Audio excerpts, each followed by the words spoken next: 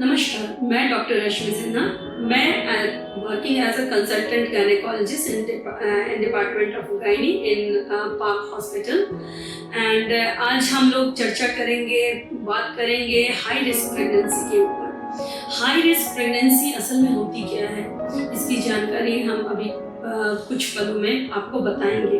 But उससे पहले जानना ये ज़रूरी है कि हाई रिस्क प्रेगनेंसीज क्यों इतनी जोर दी जाती है कि इसकी डिलीवरी के लिए, इसके चेकअप के लिए आपको प्रॉपर वे में रेगुलर चेकअप में आनी है। इसके पीछे कुछ वजह है, कुछ रीज़न है। क्योंकि हाई रिस्क प्रेगनेंसी यूँ तो कॉमनली जो प्रेगनेंसीज होती हैं वो नॉर्मल होती हैं और अनइवेंटफुल होती है, मतलब कुछ खास प्रॉब्लम से नहीं गुजरती है। बट हाई रिस्क प्रेगनेंसी मात्र 100 में से 8 लोगों को होती है। 8 प्रेगनेंसी ऐसी मिलेंगी जो हाई रिस्क होंगी, लेकिन वही हाई रिस्क, वो 8% प्रेगनेंसी रिस्पॉन्सिबल होती हैं 25 to 27% माँ की डेथ, मैटरनल मोर्टालिटी के लिए। सो इसके लिए जानना बहुत ज़रूरी है कि किन केसेस को हम आइडेंटिफाई करें as a high risk pregnancy.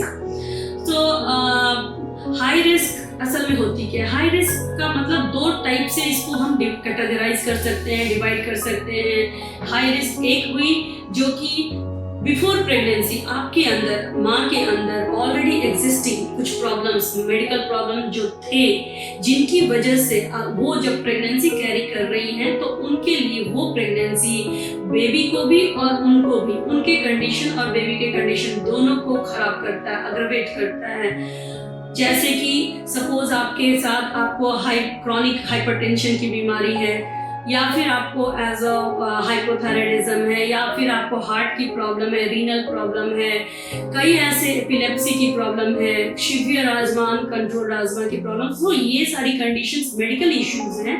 इनको ये आपकी पहले से एग्जिस्ट कर रही थी, बट ड्यूरिंग प्रेगनेंसी ये एग्रवेट कर जाएंगे और आपकी pregnancy as a high risk pregnancy में कन्वर्ट कर जाएगी। सो बेटर है कि आप इन कंडीशंस को पहले एक स्टेबल स्टेट पे, मीन्स एक ऐसे स्टेट में लेकर आए जिनसे कि आप ड्यूरिंग प्रेगनेंसी 9 महीने अच्छे से काट सके और आपकी मेडिकल कंडीशन वॉज ना हो।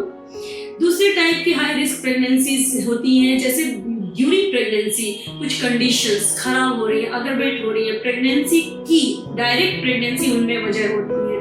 तो वैसे कंडीशंस में होती है, जैसे सबसे इम्पोर्टेंट जो हमारे यहाँ है इंडिया में, वो है प्रीक्लैम्पशन, इक्लैम्पशन। प्रीक्लैम्पशन कंडीशन जिसमें ब्लड प्रेशर आपकी काफ़ी हाई हो जाती है, शूट अप कर जाती है, जिसकी वजह से कभी कभी ब्रेन में हैमरेज वगैरह या फिर विजुअल चेंजेस, आई वगैरह में चेंजेस आने की रिस्क होती है, और ये एक न्यूरोलॉजिकल प्रॉब्लम में कन्वर्ट हो सकता है। और भी प्रॉब्लम्स होती हैं, जैसे कि प्लेसेंटा की पोजीशनिंग सही नहीं होना, अक्रीटा, प्रक्रीटा और प्लेसेंटा प्रीविया, जिसमें ब्लीडिंग इतनी हाई होती है कि जो आपके लिए लाइफ रिस्क बन सकती है। जैसे एक कॉमन प्रॉब्लम है प्रेगनेंसी में कॉलिस्टेसिस ऑफ प्रेगनेंसी, मीन्स उसमें आपको इचिंग होती है, लीवर रिपोर्ट खराब हो जाती है। उन कंडीशंस में ऑल्सो बेबी एंड मदर दोनों को रिस्क होता है।